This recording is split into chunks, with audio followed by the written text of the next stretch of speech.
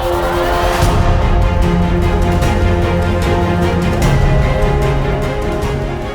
guys, welcome back to the channel, and today I'm going to do a preview of the Chinese Tier 10 medium tank, the 121.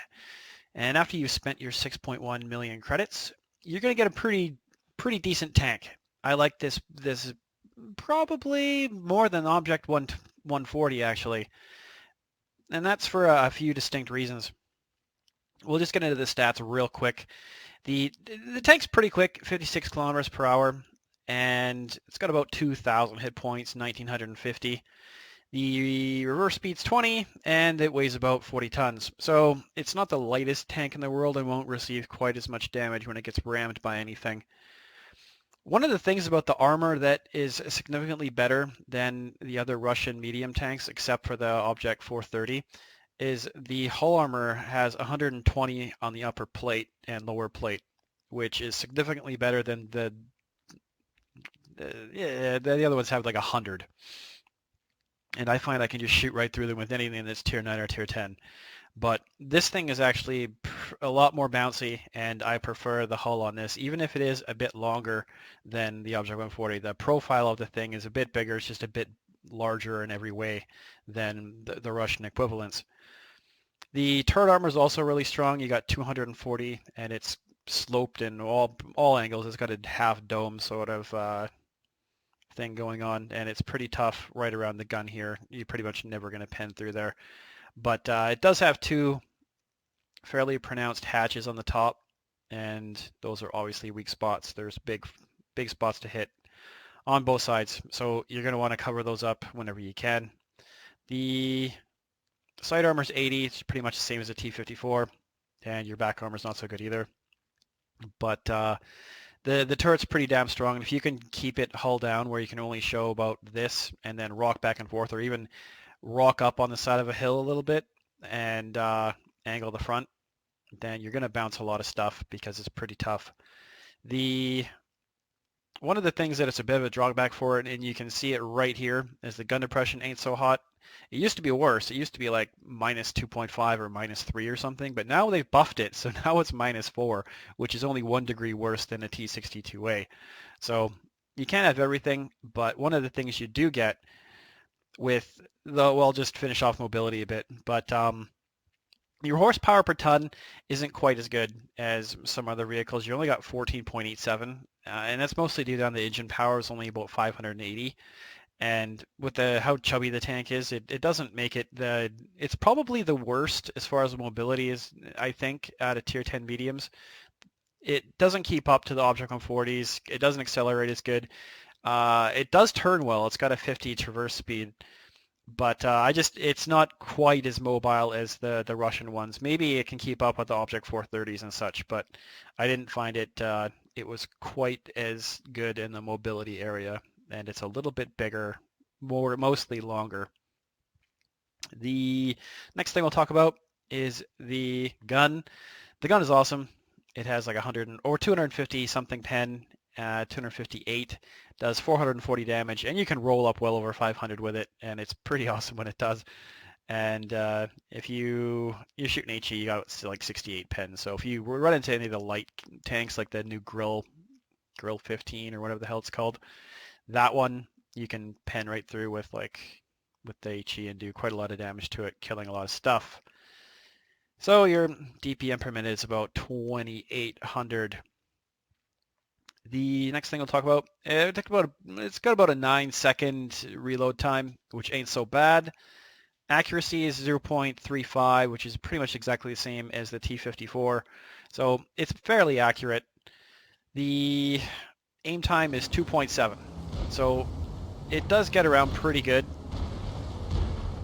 as far as the aim time. It's better than the previous vehicle, which was like 2.9 or 3.2 or something like that. The WZ-120, I didn't get to play it after it got buffed. I only got to play it when it had pretty much worse in every way than the T-54. But I do like the 121 quite a bit. It's a pretty solid vehicle. And in this map, or in this game, I was on Windstorm.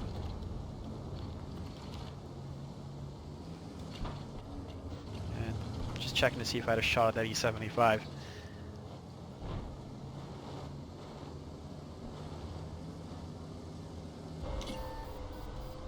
Accuracy-wise, we're going to see if this one's going to hit. Didn't aim too long, but I was able to hit the Leopard prototype from an okay distance. I took one shot in return, but it wasn't too big of a shot from a very powerful tank. So you can see here, it's not really the best for climbing, but with the gun depression being a little bit better than it used to be, it's definitely more usable now. RS7's getting hit. This is pretty much why I relocated over to this flank, because there was a lot of tanks over here. So you roll up, do 450 damage. That hurts a lot. That's a pretty good hit. And again, gonna peek up on the E75. That one was never gonna go in, but you can see that the armor ended up holding up there. And we got a Tiger 2. And that one went right off the gun and broke it, which was kind of annoying because I don't really like to burn my kits for that, but I'm not going to drive around with a broken gun all the time because that's just no fun. Took a hit from the E75 there, but got one back in return, and I am going to reload before him so I can roll up right when I'm supposed to be reloading here, but before I can hit him, he dies. Now, I'm pretty sure the E50 wasn't really paying attention to me, so I just decided to roll up on him. But unfortunately, he turned his turret right at the last minute, and I ended up pegging him kind of in the front a bit. And I got the back of this Tiger, so I'm going to take the shot at that every day of the week. Set him on fire, and he starts burning. And I wasn't sure if he was going to turn his turret around, because he can pen me. And I just blind shot there and ended up taking him out. Everything is a little bit lower now. The Leopard PTA and the RU both like 60 hit points, which is pretty good.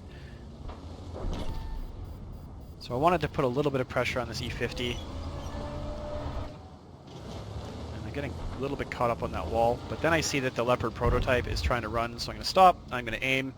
And he turns a little bit and gives me a little bit bigger of a shot to hit. So I pump one into him, start reloading again. And since the reload's pretty good, I'm going to roll up. Pound a shot into the side of the E50, he gets hit again, and I was really trying to get in here. I was almost going to be able to blast him, but he decided to roll over and let the IS-7 kill him. So unfortunately didn't get the last shot on him.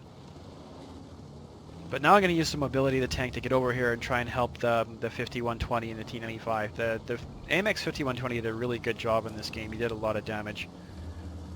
He was one of the few guys you could actually count on to output anything. Plus he racked up 2 kills, which wasn't bad either. So I was trying to come around the back end of the M48. I wasn't sure if he was still there. But cross country, you can see I'm doing about 40, 45. Probably not really going to keep up to an STB-1 that well. They're a fair bit quicker than this thing. But I'm not sure where he was going. Didn't see a lot of point in going that way or looking that way, so we kind of broke paths and he just drove off in the middle of nowhere. But Roxy players aren't really known for their intelligence or anything, so doesn't look like this guy is paying much attention. I am spotted, but I have the back of this guy. Then our 5120 dies. Get a shot on the move on him. Bounce a shot, and I'm kind of hull down here. A little bit better, so he's only really got my upper plate to shoot at, I think. So I put another shot into him, and I'm going to roll around to the left. See, the turret's actually pretty quick as well, which is nice. And the best player in their team was this guy, that E5 from UFTS. He was pretty decent. He did the most damage for them. So I'm going to roll up, and I'm going to side scrape out. And you can see the gun depression problems. I don't get penned, though, because the armor on the tank is pretty decent. The guy behind me comes in, does a bit of damage there, and I'm going to reload.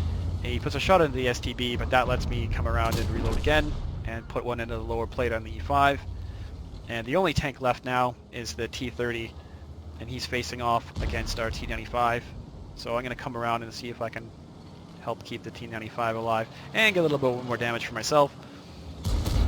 Put a shot into the side and the back, and he gets toasted and roasted. So pretty fun game in this, and the 1-2-1. Ended up doing 4 kills and like 4,600, 4,700 damage.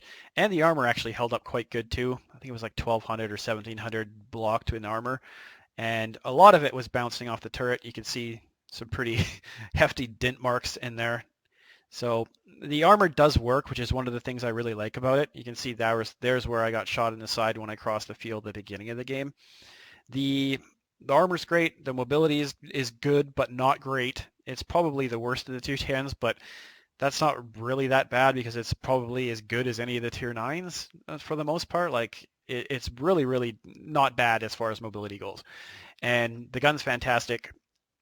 I mean, aim time isn't great, but you can still get some decent snapshots off. I didn't aim almost any of the shots in this game, and I was still able to hit my targets with .35. So this is probably, yeah, I definitely like this more than the Object 140.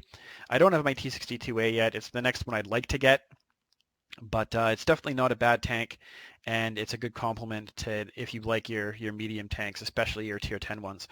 All right, guys, thanks for watching. Thumbs up, subscribe, and stay tuned for the next video. Ciao.